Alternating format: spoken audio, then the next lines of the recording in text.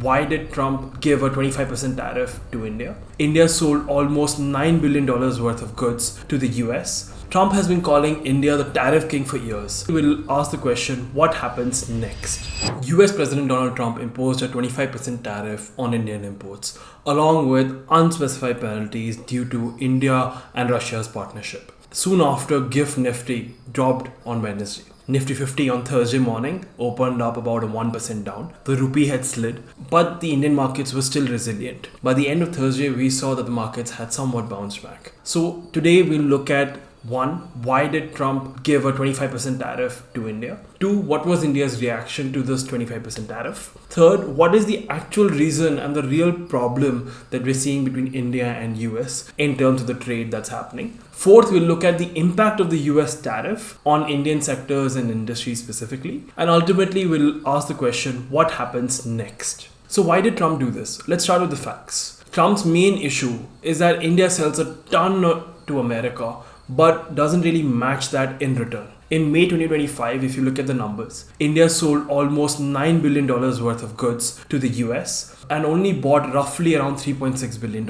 as you can see in this chart. That is a giant trade surplus that India is holding, and US isn't necessarily happy about it. For Trump, that's an enough reason to be on the offensive, with a trade surplus of about $5 billion just in May 2025. But it doesn't stop there. Trump has been calling India the tariff king for years, saying that India's exports and taxes are sky high. And he's not exactly wrong. India's average tariff is roughly around 16%, way higher than America's tariff of around 3.4%. The US also has a long list of issues with the complicated rules that India has. Nearly 700 of these rules are non-tariff in nature. They're to do with quality control and other requirements that essentially put a lot of red tape around the processes. This includes stuff like importing of laptops, any electronics, to even as far as going to talk about how dairy products are being manufactured and what raw materials are going into the manufacturing of them. Some of these non-tariff measures are there's technical barriers, there are custom paperwork requirements, there are banking restrictions, there are digital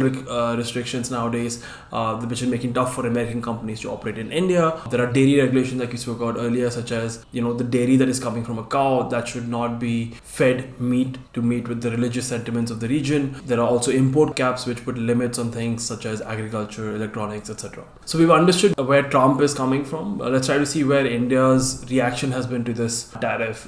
In short, the government and the Indian Ministry of Commerce and Industry is essentially saying that they're actively looking at this. They're trying to understand the implications of the Trump tariff announcement and how they can sort of protect national interests and protect the industries that are really important for India. Ultimately, when we look at Bloomberg's reports, we're seeing that around 10% of India's total exports could suffer from July to September of this year if the tariffs do exceed 25%. And ultimately, if you look at it historically, India and US have had a very deep bilateral trade relationship with a cumulative amount of nearly $190 billion being exchanged. And this number is expected to grow to about $500 billion in the next few years. In 2025, the US also solidifies its position as India's top export destination, a significant and a very sharp increase since what we saw last year, as you can see in the graph. The US now accounts for nearly 20% of India's total exports, which has surpassed many of the other major players such as UAE, Netherlands, China, and the UK, whose shares have remained relatively stable.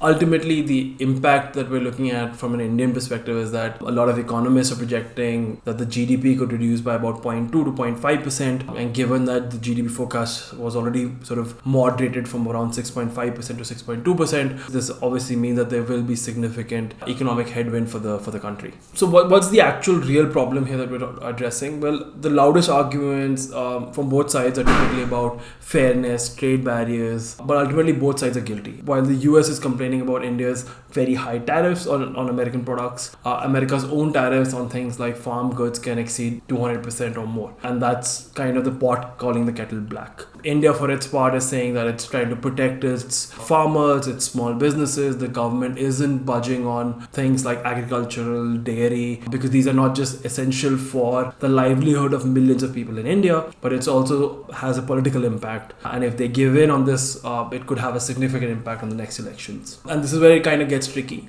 US wants to sell more of its agricultural products such as soybeans, dairy to India. India wants to keep its farmers happy, and there's this sort of constant tug of war in terms of negotiations between the two countries, and nobody's really playing ball right now. And this is just looking at agriculture, right? If you consider, for instance, the US has similar industries that it wants to protect for national interests, such as defense, and you can start seeing why there is a significant problem between the India and US relationship right now. Now, the sectors that are most vulnerable to these tariff impacts are naturally labor intensive, export heavy industries such as textiles, jewelry, automobile parts, pharmaceuticals, processed foods. And India exports a lot of this to the US. Last year in 2024, we exported nearly $90 billion worth of goods, which made America one of the largest export markets for the Indian economy. So let's start with textiles.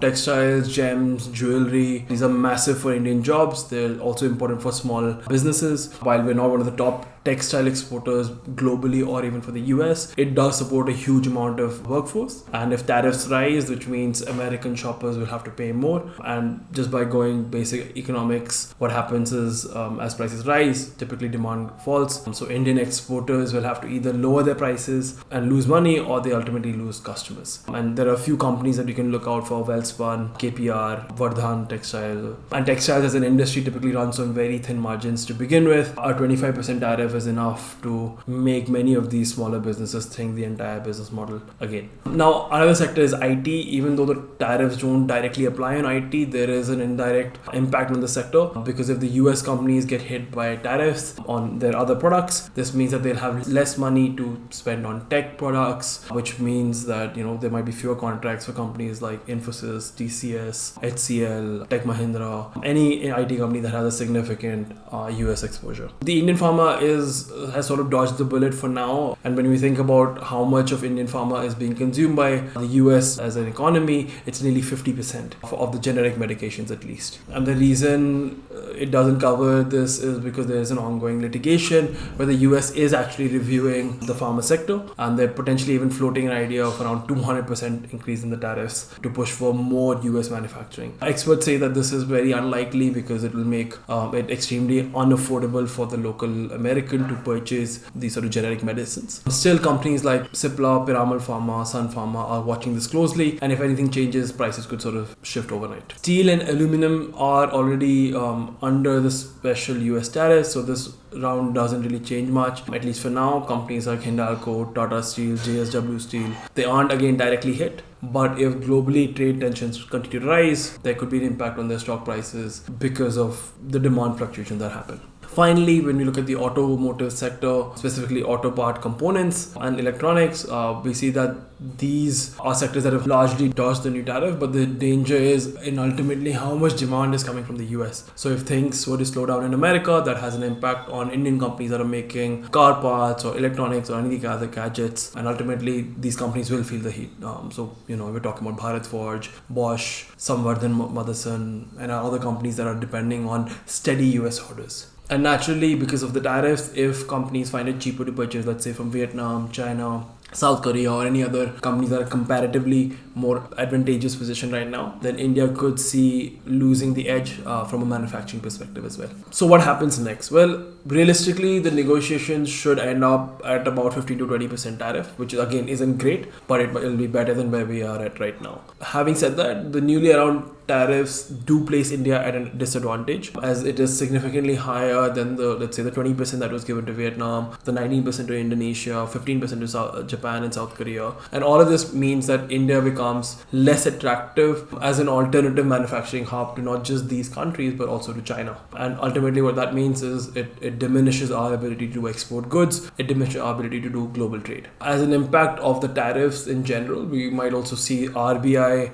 potentially considering lowering interest rates because they'll need to boost growth to soften the hit that comes with the increase in prices. The Indian government could also consider rolling out more export subsidies, such as they could consider doing more spending, maybe even more tax cuts to help companies or sectors that are struggling. Finally, the US will naturally face higher prices on everyday goods. Typically, companies may choose to pass on these tariffs to the end consumer, which ultimately makes inflation in the US a big problem, specifically from a consumption perspective. In short, it is a game of chicken. Nobody wants to blink first. At the end of the day, this could be a pressuring mechanism, since Trump wants to come in and close this personally, like he did with China, like he did supposedly with the India-Pakistan war, the Israel-Palestine war that was happening, the Israel-Iran war, and many other sort of geopolitical turning points. So we hope you liked today's video. Do like, share, comment, and let us know what we could be doing better. Do let us know what you want us to cover next. Happy investing.